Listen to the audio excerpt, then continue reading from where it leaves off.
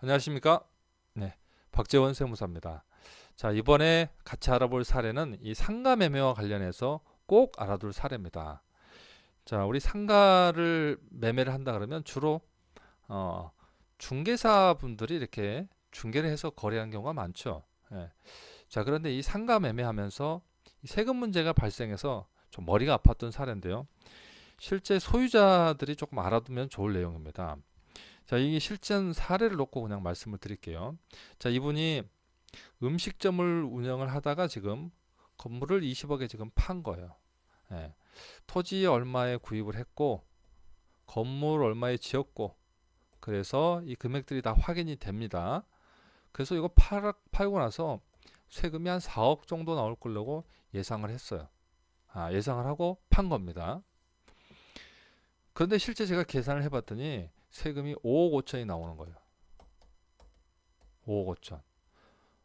생각지도 않은 1억 5천이 지금 늘어난 겁니다. 물론 4억에서 예상했던 4억에서 뭐 1천만 원 정도 늘어난 건 이해가 되겠지만 1억 5천이 늘어나니까 야, 이럴 경우면 내가 팔진 않았을 텐데. 그래서 왜 이렇게 나왔는지 본인도 모르고 중개사도 몰랐던 겁니다.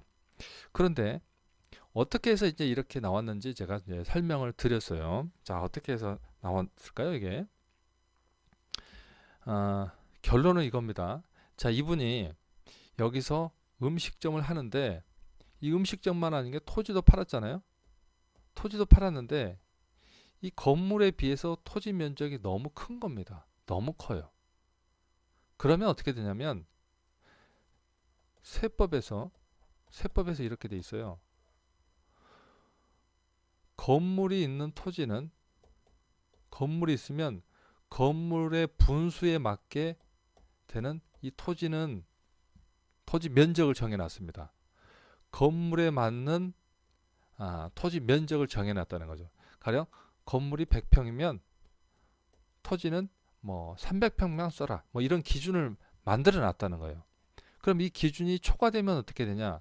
그럼 세금을 더 많이 내게 된다는 겁니다. 더 많이. 자, 그것 때문에 그래요. 자, 다시 한번 볼게요. 자, 이분이 지금 가지고 있는 땅 지역이 상업지역입니다. 상업지역. 상업지역이 좀 돈 되는 지역 아닙니까? 네, 상업지역. 요 땅 위에 건물이 있다는 거, 건물이. 지금 음식점이 여기에 있어요, 음식점.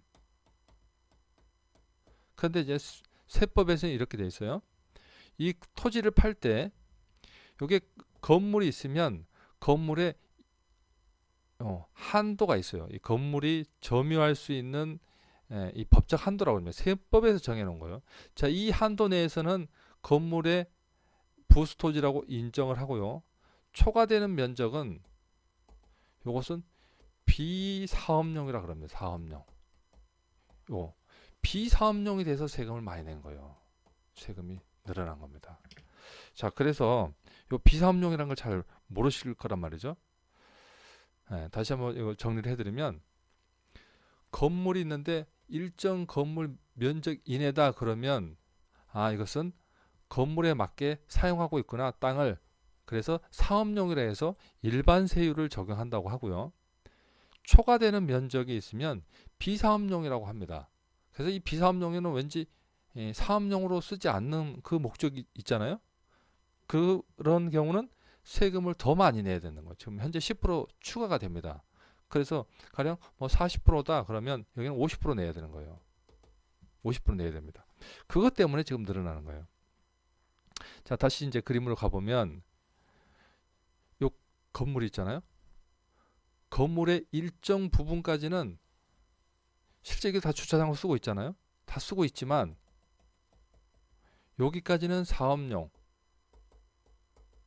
여기는 비사업용 이렇게 적어놨습니다.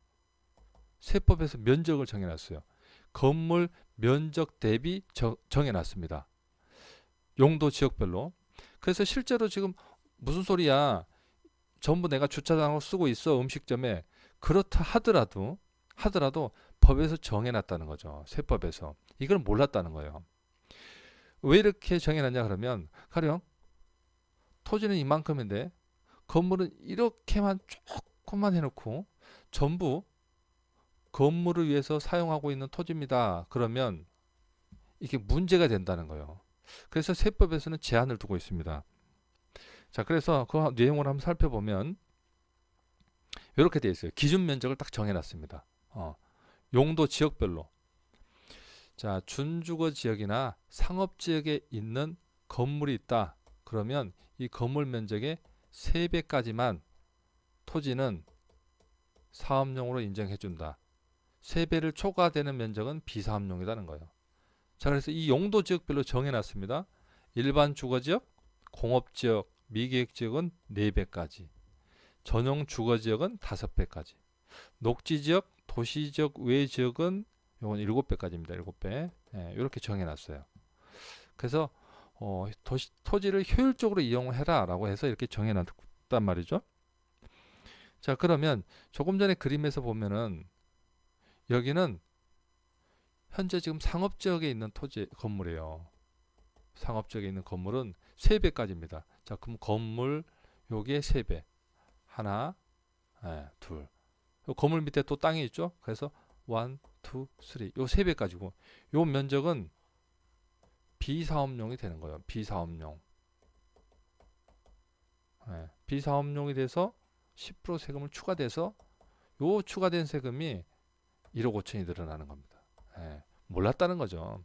실제는 내가 사업에 쓰고 있다 하더라도 세법은 인정을 안 하는 면적이 있다는 겁니다. 자, 이걸 몰랐다는 거예요. 그래서 요런 내용도 주의 깊게 좀 알아두셔야 되는데 주로 이런 게 어떤 경우에 생기겠어요? 첫 번째는 제가 경험적으로 보면은 아주 도심권에는 건물 조그만하게 있으면서 이렇게 땅을 많이 쓸 수가 없어요.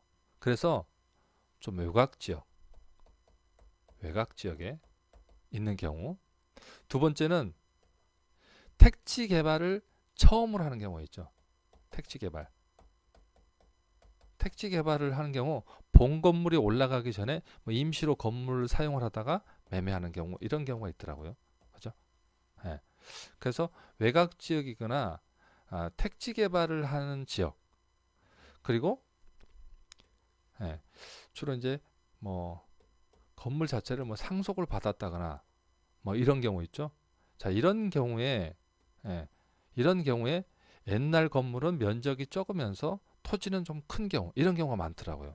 그래서 이런 건물들을 팔 때, 이런 상황이 됐을 때는 내 땅을 팔 때